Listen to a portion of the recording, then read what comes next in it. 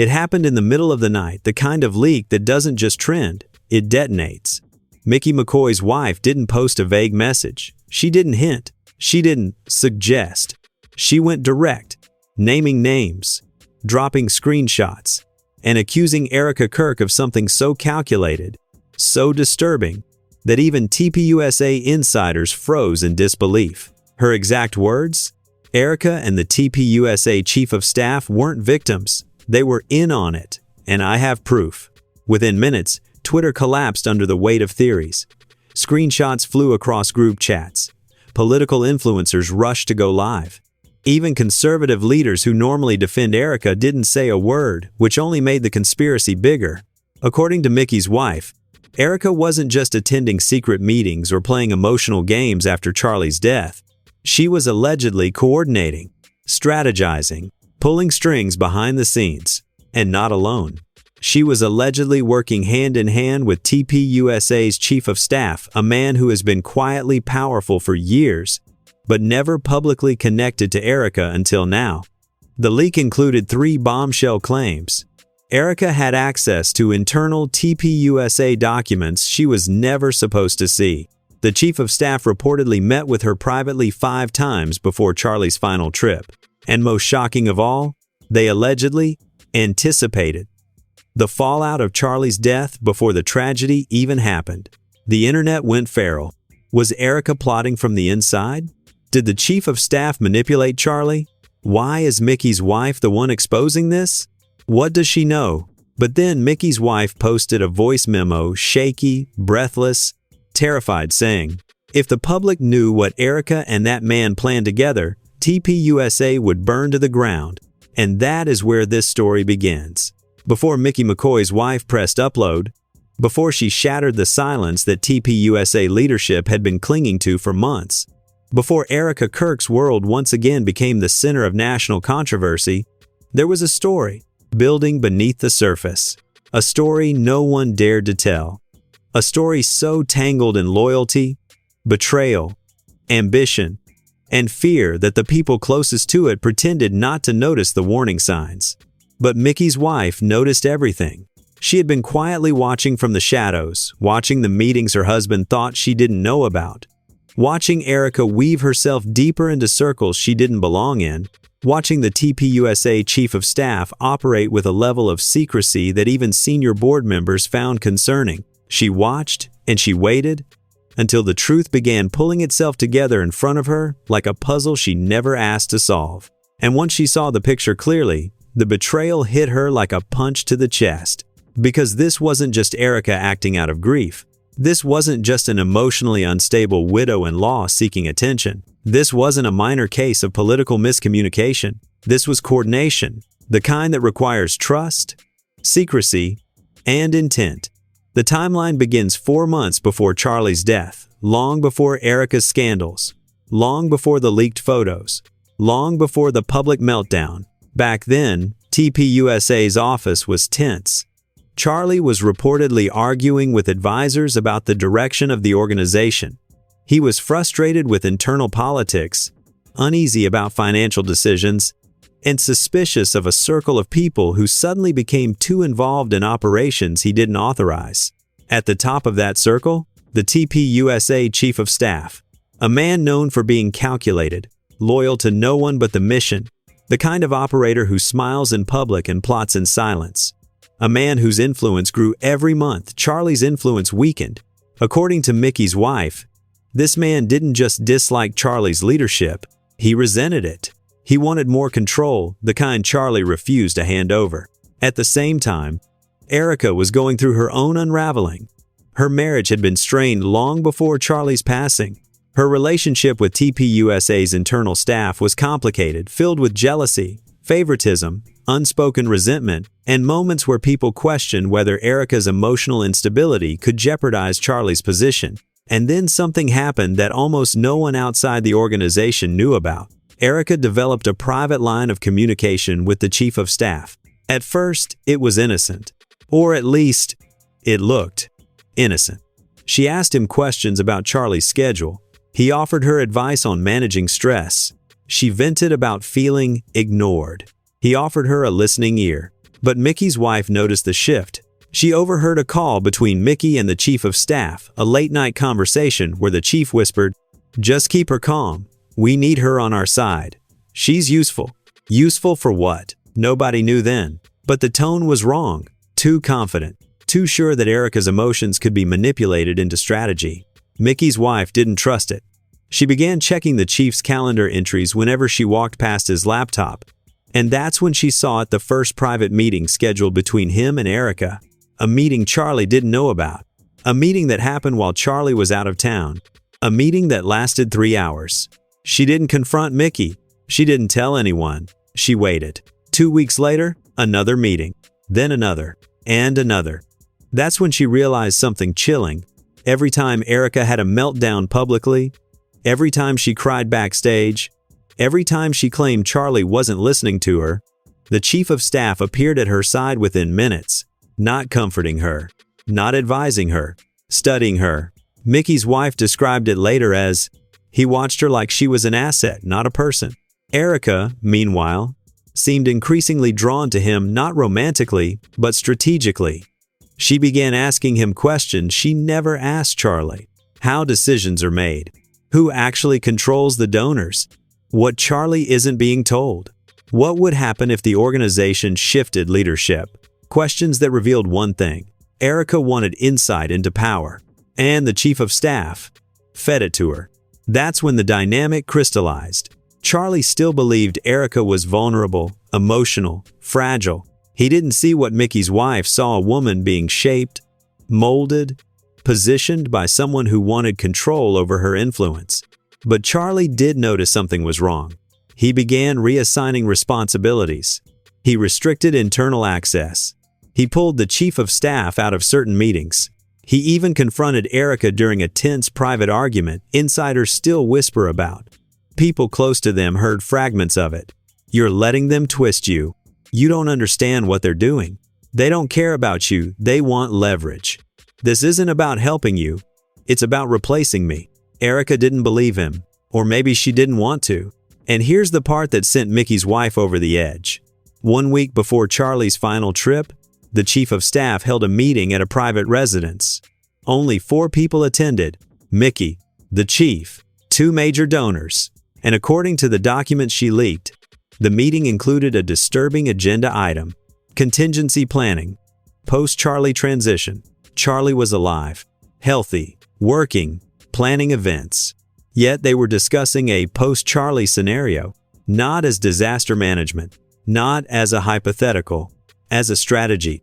But the part she couldn't ignore, underlined beneath the notes, was a single line. Erika will be cooperative. Not if, not assuming, not maybe. Erika will be cooperative. That's when the blood left her face.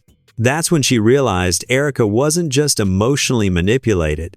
She was part of something. Or worse, aware of something. Mickey's wife stayed silent until the chief of staff had the audacity to tell her one night, "We're building the future. Some people won't understand until after it happens." She snapped. She began collecting evidence.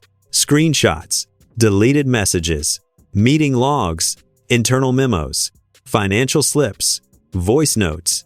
And when she realized what it all pointed to, she said one sentence that would change everything. They weren't reacting to Charlie's death. They were planning around it. And Erika wasn't a victim or a pawn. According to Mickey's wife, she was a participant. The moment Micky McCoy's wife posted her accusations, the political world didn't just react, it convulsed. Screenshots flooded Twitter so fast, the platform began auto-flagging them as sensitive. YouTube live streams erupted with emergency commentary.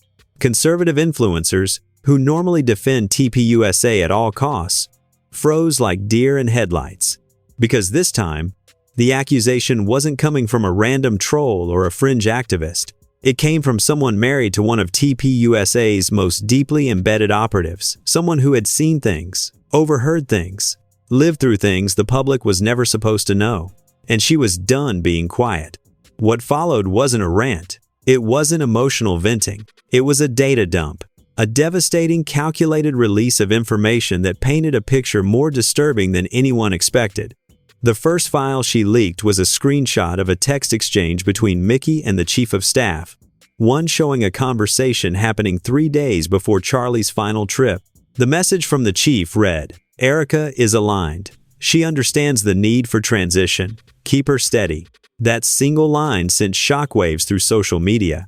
What transition? Why was Erika aligned? What was she being kept steady for? But that was nothing compared to the second screenshot. A deleted message Erika allegedly sent directly to the chief of staff. "I know you said everything will be handled. Just don't make me look like the reason this happens." The internet stopped breathing. Handled? What was being handled? Why was Erika worried about being blamed? What reason? What outcome was she referring to? Influencers replayed the screenshot, zoomed in hundreds of times. This isn't innocent. This isn't a misunderstanding. This sounds like coordination. This sounds like knowing something big was coming. But then Micky's wife posted something that detonated the entire conversation. A secret recording. One she had saved for months. One she had never planned to use. A recording of Micky and the chief of staff speaking privately in their kitchen, a conversation she captured accidentally when she left her audio recorder running while preparing a speech. The clip began with Micky saying, "Charlie's pushing back too hard. He's not listening to her anymore." Then the chief responded with a line that made the world's stomach turn. "He doesn't have to listen. We're too far along to reverse anything." Too far along? To reverse what? Then Micky, sounding worried, "What if Erika panics? She's emotional." The chief laughed under his breath. Not kindly. Not reassuringly. A cold, calculated laugh. She knows her role. She knows what's expected. The internet exploded. What role? What expectations? What plan? What were Erika and the chief too far along to stop? It didn't sound like a political disagreement. It didn't sound like a staff dispute. It sounded like an operation. A coordinated, intentional operation happening behind Charlie's back. But the most chilling part of the recording came at the end. Micky asked, "And when it happens, what do we say publicly?" The chief replied, "We follow the script." People forget fast when we control the narrative. Silence. Then Micky. "And Erika?" The chief. "She'll play her part, she always does." Those 8 words broke conservative media in half. She'll play her part? Her part in what? A storyline? A political shift? A leadership takeover? Or something far worse? Journalists immediately reached out to Micky's wife, begging for clarification. She refused to elaborate, posting, "Everything will make sense soon." But trust me, Erika wasn't blindsided by anything that happened. She knew the trajectory. Theories surged. Did Erika know something was coming? Was Charlie planning to remove the chief of staff? Was Erika siding against Charlie? Was this about power? Control? Money? Image? Influence? It didn't help that 3 additional leaks followed within the hour. Leak Hashon. A TPUSA internal memo listing restructuring possibilities dated the same week Charlie left for his final trip. Leak Hash 2. A photo of Erika, Micky, and the chief meeting privately in a hotel lounge timestamped at 1:13 a.m. Leak Hash 3. A voice note from Erika to the chief. "If this blows up on me, I'm holding you accountable. I did what you asked." By this point, the internet was in pure hysteria. People were calling for investigations. Congressional members began tweeting cryptic warnings. Former TPUSA staff anonymously claimed, "We all knew something didn't feel right." But then came the twist that flipped everything. Micky himself finally broke his silence. He posted a single message. "My wife doesn't know the whole story." The internet went silent. He continued, "Yes, there were meetings. Yes, Erika was involved. Yes, the chief had plans Charlie didn't approve of. But my wife is missing the most important piece of information." Comments flooded. "What piece? Explain. Is Erika innocent or guilty? Who was in charge?" Then Micky dropped a bomb. Erika wasn't being manipulated. She wasn't a pawn. She wasn't tricked. A pause. He posted again. She was the one giving instructions. The internet imploded. People screamed. People fainted. People threw their phones. Because if Micky was telling the truth, everything the public believed had been upside down. Erika wasn't a victim. She wasn't being coached. She wasn't being used. According to Micky, she was the strategist, not the chief, not the donors, not TPUSA leadership. Her. Then he posted one final message before deactivating. Charlie tried to stop her. The chief followed her lead. And when the consequences came, they all hid behind each other. The world stopped. A chilling truth spread through social media like wildfire. Could Erika have been the mastermind? Could she have orchestrated meetings behind Charlie's back? Could she have manipulated the chief of staff? Could her emotional breakdowns have been strategic? Could Charlie's death have disrupted her plans, not theirs? And then, as the world spiraled, Micky's wife posted again. One sentence. A sentence that turned every previous twist into a warm-up. You all still don't know what Charlie caught her doing the week before he died. A picture attachment appeared, but instead of revealing it, she deleted it and posted, "If I upload this, it will end Erika Kirk forever." The internet begged for the file, but she stayed silent. And the world realized, we've only seen the surface. The real story, the darkest part, was still buried. And Micky's wife was the only one holding the key. The internet wasn't just buzzing, it was vibrating with fear, rage, and curiosity so intense it felt radioactive. Micky's wife had dropped the world's most dangerous breadcrumb, then yanked the evidence away before anyone could see it. Every political commentator, influencer, and anonymous account began speculating nonstop. What did Charlie catch Erika doing? Why delete the picture?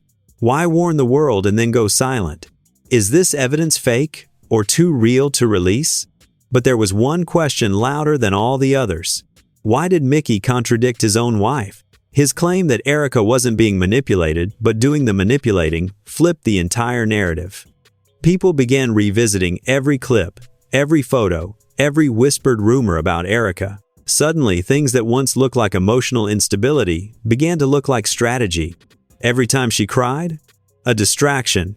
Every meltdown, a diversion. Every meeting she accidentally attended, a calculated decision. But the true escalation began when a new leak dropped at 1:42 a.m.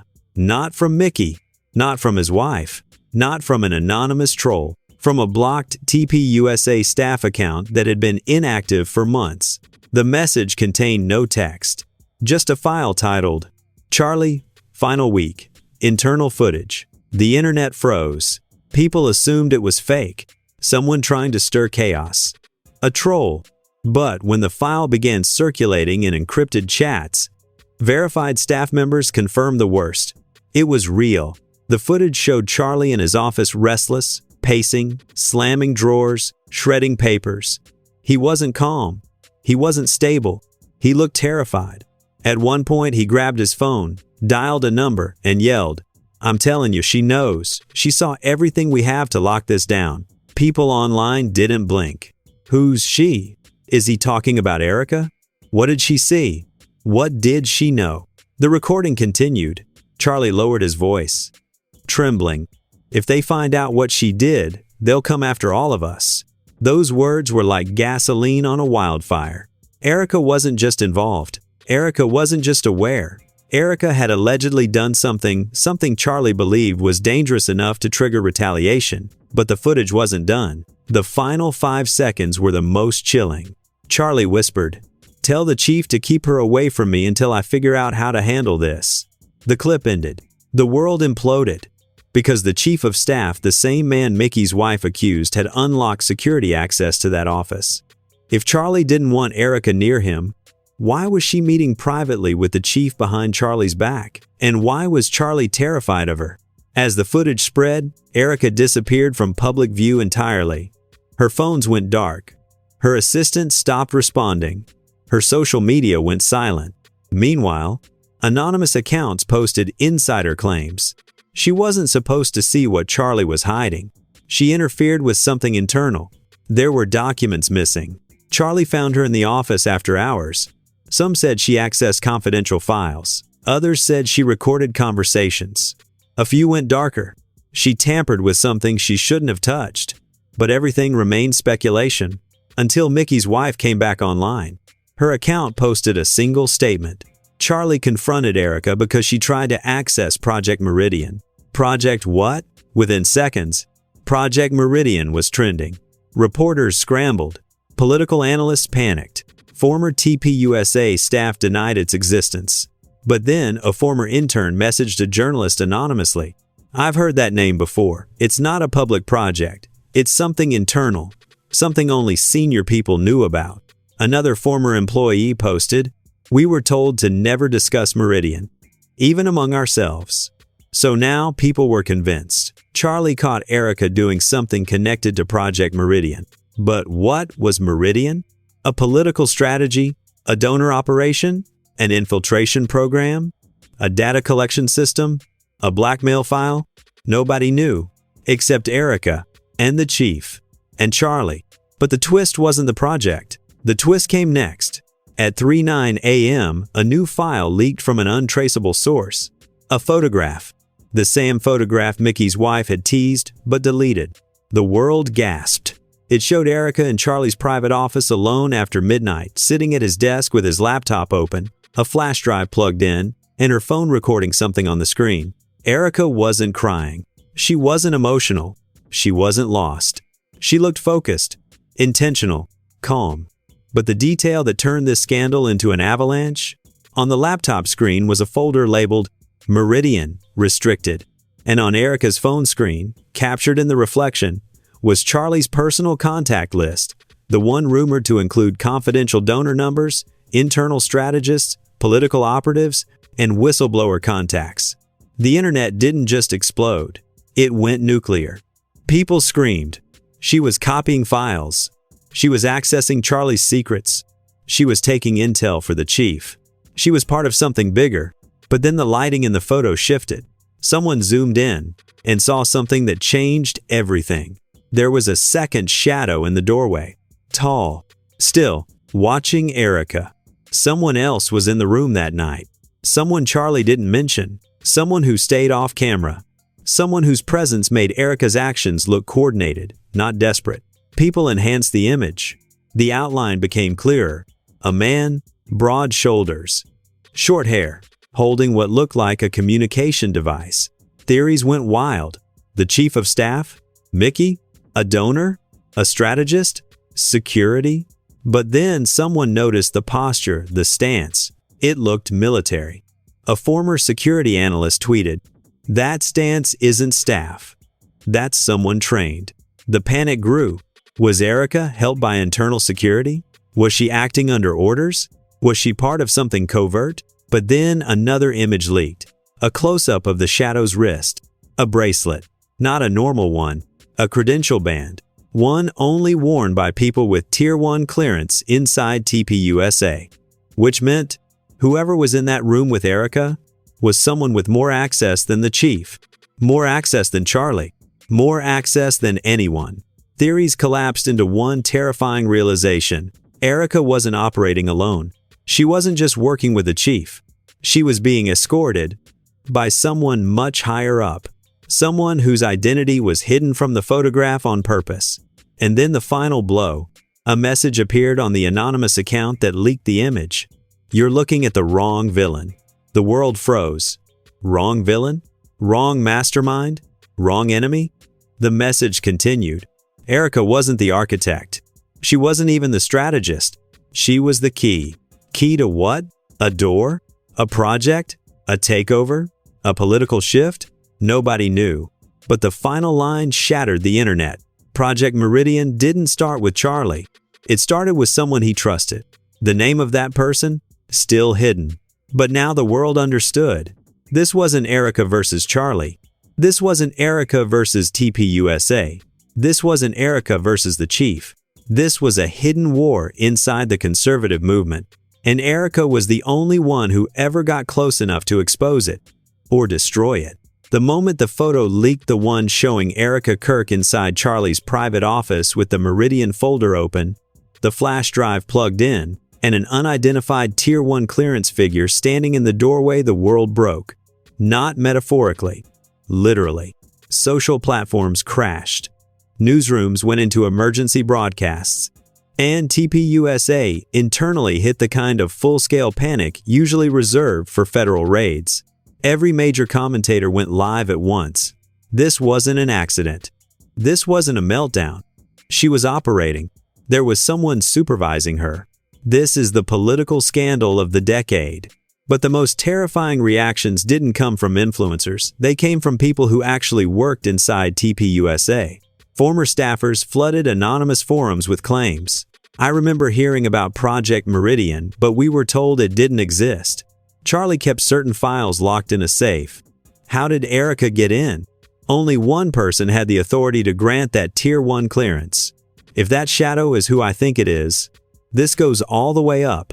Conversation shifted instantly. This was no longer about Erika being emotionally unstable.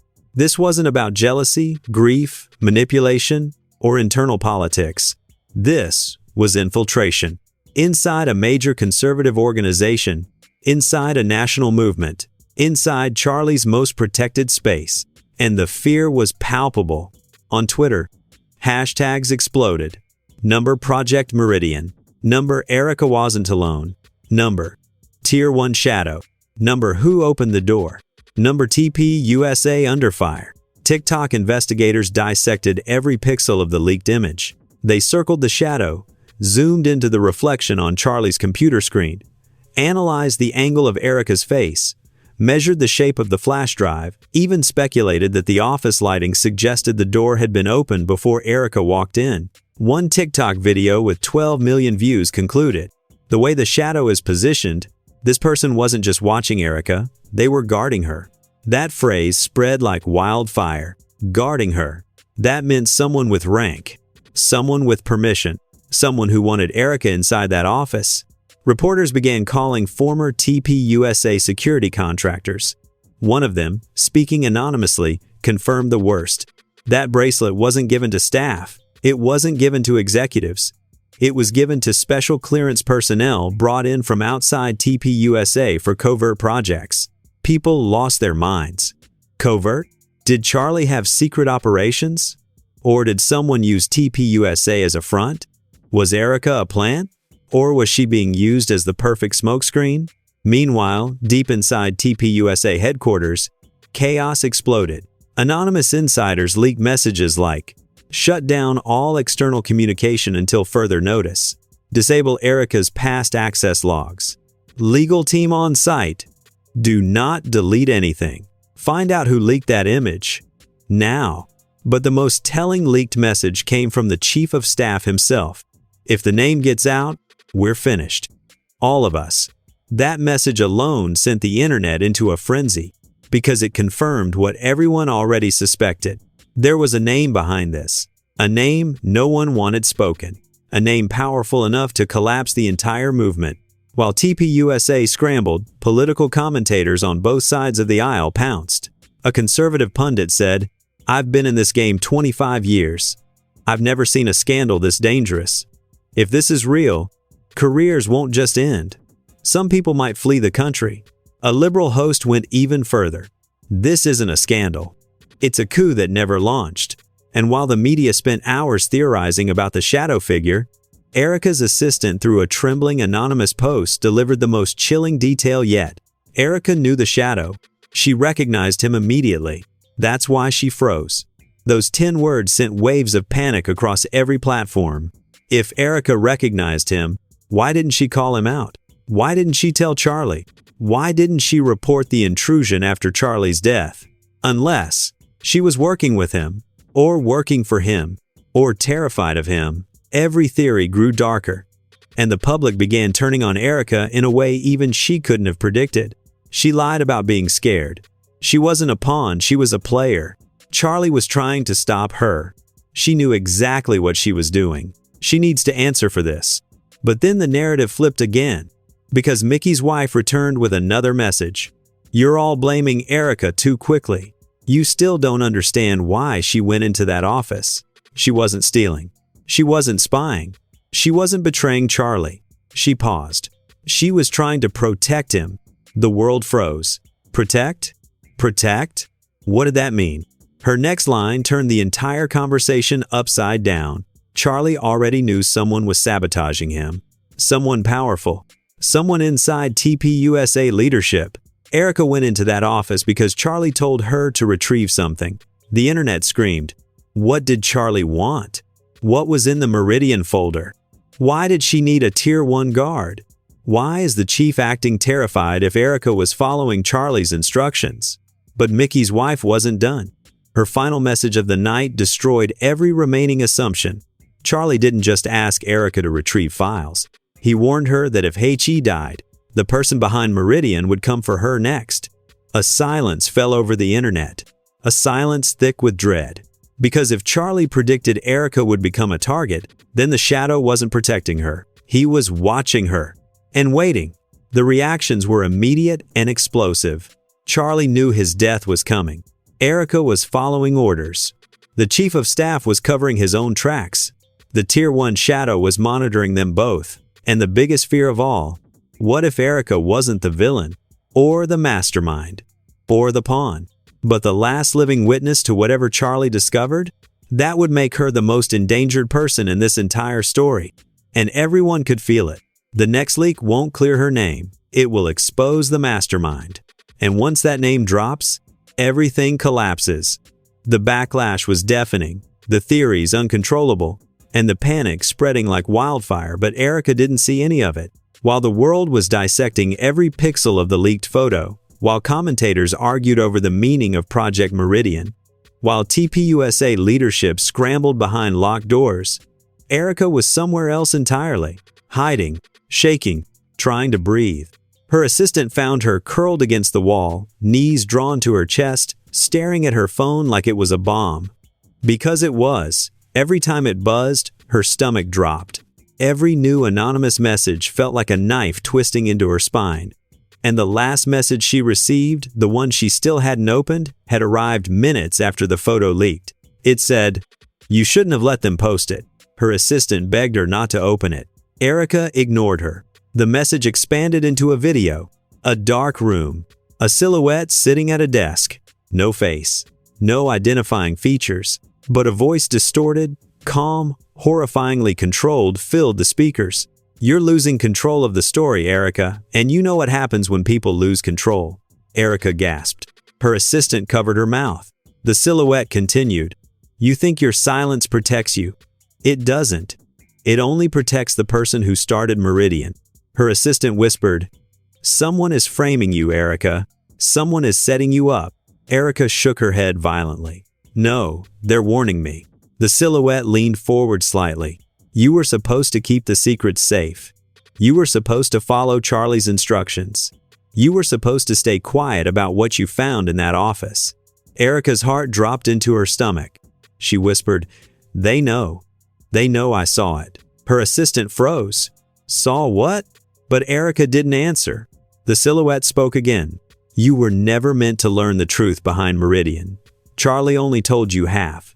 The other half would destroy lives, end careers, collapse this entire movement." A chill ran up Erika's spine. Because she had only seen half. The files she opened that night, the ones with donor names, encrypted memos, and hidden video logs weren't the full package. She had found a folder Charlie had marked with red. Meridian partial. Not the full archive. Not the real treasure. She whispered. He hid the rest. Her assistant stared at her. "Where?" Before Erika could answer, the silhouette interrupted. "If the full Meridian file leaks, you won't be able to control the fallout, and neither will we." "We? There was more than one person behind this?" The silhouette continued. "We will reveal the name soon. But before we do, you need to understand something. You weren't chosen because you were weak." Erika trembled. "You were chosen because you were the only one Charlie trusted." Her assistant grabbed her shoulders. "Trusted with what, Erika? What did Charlie give you?" Erika's eyes filled with tears. "I wasn't supposed to open it," she whispered. "I wasn't supposed to see who was involved. I wasn't supposed to see the recordings." Her assistant blinked hard. "What recordings?" Erika swallowed. "Conversations? Meetings? Deals? People Charlie thought were loyal to him. Talking about removing him." Her assistant gasped. "You mean getting rid of him politically?" Erika shook her head. "No, removing him permanently." A silence thick as cement filled the room. The silhouette's voice returned. "You opened the wrong file, Erika. And now you're in the same danger Charlie was." Her assistant clutched her arm. Who is behind Meridian? Who killed Charlie? But Erika didn't answer. Because the silhouette leaned closer and whispered, "The person who created Meridian is the same person who knew you were in Charlie's office that night. The same person in the doorway. The same person wearing the Tier 1 clearance band." Erika's breath hitched. The shadow in the image. The stance. The presence. It wasn't the chief. It wasn't Mickey. It wasn't security. It was someone she knew. Someone she once trusted. The silhouette spoke the final line of the video. "You already know the name, Erika. You've known it from the beginning." The video ended. Her assistant screamed, "Who is it?" Erika's voice cracked as she whispered, "It's not the chief. It's not Mickey. It's not a donor. It's not anyone they're guessing online." She covered her mouth. "It's someone higher. Someone untouchable." Her assistant sobbed. "Who?" Erika finally lifted her head, eyes wide with terror. "The mastermind behind Meridian is connected to the person Charlie feared the most." Her assistant froze. "And when the name goes public," Erika whispered, "it will destroy everything TPUSA has ever built." That's when her phone buzzed again. A single message. Midnight. The name drops. And now everything comes down to this moment. The moment Erika Kirk's entire world is hanging by a single thread. The moment the mastermind behind Project Meridian prepares to reveal the name Charlie died trying to expose. The moment the truth finally tears through the political machine that tried so hard to bury it. Midnight is approaching. The countdown has started. The silhouette has spoken. Erika is shaking, terrified, holding the pieces of a secret she never wanted, but can no longer escape. And the rest of us? We're standing on the outside, watching a story unravel that is bigger, darker, and more dangerous than anything we've seen in this movement. Because once that name goes public, there's no going back. Not for Erika. Not for TPUSA. Not for Charlie's legacy. Not for the chief of staff. Not for the political circles scrambling to protect themselves. This isn't gossip anymore. This isn't rumor. This isn't speculation. This is exposure. This is the truth Charlie warned about. This is the plan Erika stumbled into. This is the mastermind finally stepping into the light. But before we drop part 2, where the name gets spoken out loud, where we uncover the missing half of Project Meridian, where we follow Erika as she decides whether to run, fight, or finally reveal everything herself, I need to hear from you. Who do you think the mastermind is? A donor? A strategist? A political kingmaker? Someone Charlie trusted? Someone Erika once admired? Someone who has everything to gain from Charlie's disappearance? Drop your theory in the comments. Your ideas shape the next chapter. Hit like if you want. Part 2 immediately. Your support signals the algorithm to push this deeper, so it doesn't get buried like Meridian was. And subscribe with notifications on, because the next episode is the one that will break this entire story open. Midnight is coming. The name is about to drop. And when it does, everything changes.